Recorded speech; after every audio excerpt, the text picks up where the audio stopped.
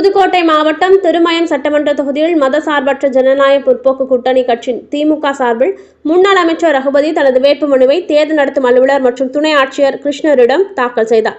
முன்னதாக திருமயத்தில் உள்ள பைரவர் ஆலயத்தில் வழிபாடு செய்துவிட்டு பின்னர் கடை வீதியிலிருந்து ஊர்வலமாக வந்து தனது வேட்புமனுவை தாக்கல் செய்தார். வேட்புமனு தாக்கல் செய்யும் நிகழ்ச்சியில் முன்னாள் எம்எல்ஏ ராமசுப்ராம், கூட்டணி கட்சி நிர்வாகிகள், தொண்டர்கள் கலந்து கொண்டனர்.